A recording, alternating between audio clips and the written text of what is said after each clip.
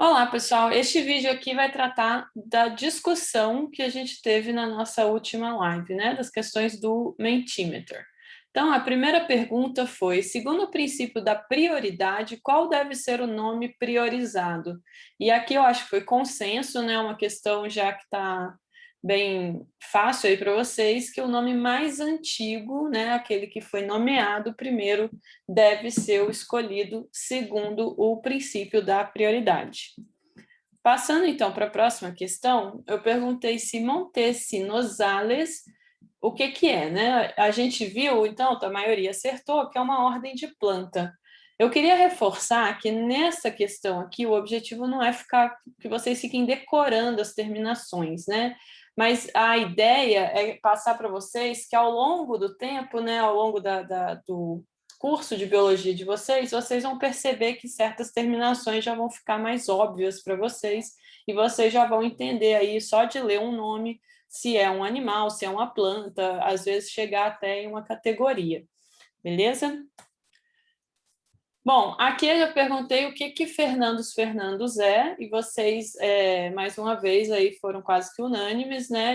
Ele só pode ser uma espécie de animal, porque a duplicação, né, de um mesmo nome, né, Fernandos, só é aceito na zoologia, que é o que configura uma tautonímia, né? E tautonímias só estão presentes no Código de Zoologia. A botânica não permite essa repetição.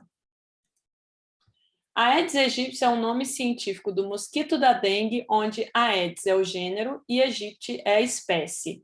Essa afirmativa é falsa, porque a aegypti não é a espécie. A aegypti é o epíteto específico. A espécie é Aedes aegypti, tá? Então, isso é uma coisa que vocês têm que ter muito claro na cabeça de vocês.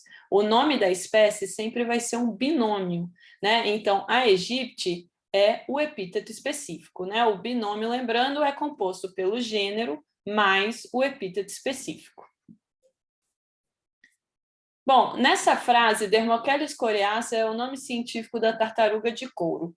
O que está errado nada mais é do que o Dermocheles coriáceas não estar destacados com relação ao resto do texto, né? Então, aqui o correto seria a gente ter colocado Dermocheles coriácea com alguma forma de destaque, que geralmente é feito colocando em itálico. Nessa pergunta, eu pedi para que, se batizarmos uma espécie do gênero rosa em homenagem à professora Ellen, como seria o nome da espécie? E aqui, de novo, a maioria acertou, seria Rosa Helene, né? Com essa terminação AE, que a gente pronuncia apenas E, né? Então, ficaria Rosa Helene, tá? E isso se aplica, nesse caso, né, uma espécie da botânica, mas isso também se aplicaria se essa espécie fosse uma espécie da zoologia, tá? Só relembrando, a terminação I, ela é uma homenagem a homem na zoologia, e quando temos dois Is, é a homenagem a homem também na botânica, tá? Enquanto que orum é uma terminação para quando você vai homenagear mais de um indivíduo. Bom, com relação a essas assertivas, né, a gente, primeiro, Elod Jasper Miller, 1924, foi descrito originalmente por Miller com um gênero diferente. Isso está correto, visto que na zoologia, quando o autor vem entre parênteses, significa que ele é o autor original da espécie, porém, não foi ele que deu o nome que está sendo usado atualmente. Tá? Então, Elod Jasper foi, sim, descrito pelo Miller em 1924, porém, quando Miller descreveu, era um outro gênero, no caso, era o gênero Elosia aspera. Tá? Bom, a segunda e a terceira afirmativa falam basicamente da mesma coisa, né? As duas tratam de espécies de plantas por dois motivos. Primeiro, que nenhuma delas possui data, tá? E a gente sabe que no Código da Botânica você não deve colocar a data, na verdade, você não pode colocar a data. E apenas o Código de Botânica é que permite essas abreviações para os autores, tá? Então, se essas fossem espécies zoológicas, os autores deviam estar acompanhados pela data e deviam estar com seus nomes escritos por extenso. Na quarta afirmativa, eu falo que Piper e Tracy propuseram o nome Mucuna aterrima, Piper e Tracy Holland, que foi originalmente proposto por Holland sobre um outro gênero. Essa frase está invertida, né? Porque a gente sabe que na botânica, o nome do autor original da espécie vem entre parênteses, seguido pelo nome que propôs a mudança, né? Então, no caso, o Holland é que propôs o novo nome Mucuna aterrina, que foi originalmente proposto pelo Piper e pelo Tracer. E, por último, é incorreto escrever o nome da espécie de um animal sem designar o autor e ano da espécie. Essa afirmativa está errada porque isso é facultativo, ok? Quando a gente coloca o nome de uma espécie, o código não te obriga a colocar autor e ano. Então, você coloca apenas se você quiser, porque isso é uma decisão facultativa. Depois eu perguntei qual o tipo principal dentre todos os tipos nomenclaturais, e aqui foi quase que unânime, né? O holótipo é o tipo principal aí entre todos os tipos, né? Então, só lembrando que o holótipo vai ser aquele exemplar que vai carregar o nome da espécie. Quais são os tipos designados após a publicação original da espécie? Aqui, de novo, a maioria acertou. É o lectótipo, paralectótipo e o neótipo. Lembrando que o lectótipo e o paralectótipo, eles são designados a partir de uma série de síntipos, né? Então, o pesquisador originalmente propõe uma série tipo sem designar um holótipo, então ele vai ter os síntipos, né? Todos os representantes daquela série tipo vão ter o mesmo nível de importância. Futuramente, um outro pesquisador que for estudar aqueles síntipos, ele deve, então, designar o nome que vai carregar, o animal que vai carregar o nome da espécie, né? O animal ou a planta. E aí, no caso, esse indivíduo que for designado entre os síntipos vai ser o lectótipo e todos os outros síntipos que não foram designados como lectótipos vão ser os paralectótipos. Já os neótipos é quando acontece perdas, né, do tipo, né? Então, se o holótipo queima, por exemplo, a gente deve designar um neótipo. Topótipo é um exemplar da série tipo que carrega a localidade da espécie.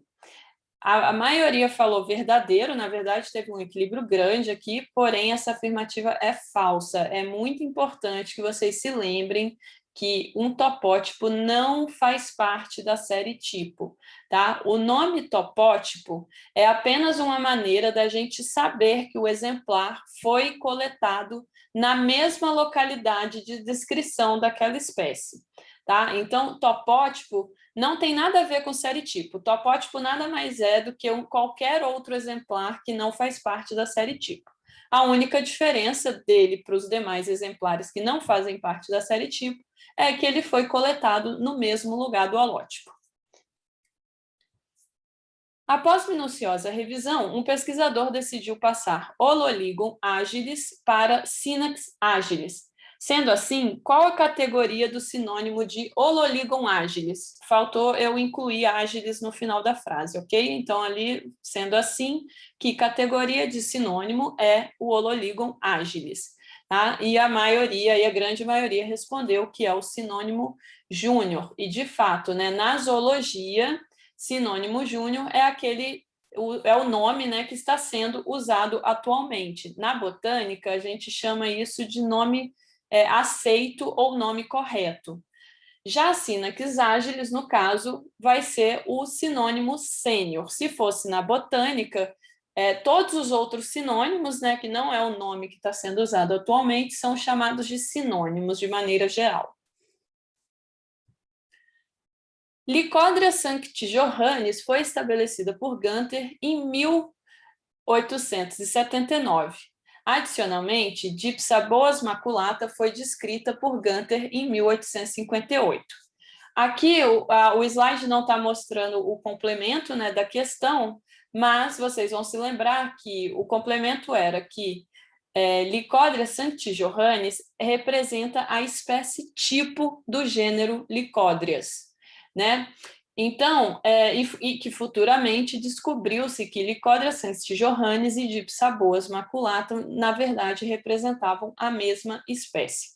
Como Lycodria sanctijohanni é a espécie tipo do gênero Lycodrias, então, ou seja, ela carrega o nome do gênero Lycodrias, a gente não pode seguir aqui a regra da prioridade, que é simplesmente considerar Dipsaboas maculata, porque foi descrita primeiro, tá? Então, por Lycodria sanctijohanni carregar o tipo, né, carregar o nome do gênero Lycodrias, a gente precisa manter o gênero Lycodrias. Porém, maculata foi descrito antes, e aí que sim segue o princípio da prioridade, né? Então, o nome que deve ser proposto para essa espécie, na verdade, é Lycodrias maculata, tá? Que, na verdade, Lycodrias maculatus, tá? Que é a concordância, embora seja estranho, mas Lycodrias é um nome masculino, tá? Então, por isso que fica Lycodrias maculatus. E aí, então, Gunter, 1858, fica entre parênteses, porque ele descreveu essa espécie, porém, com um nome diferente.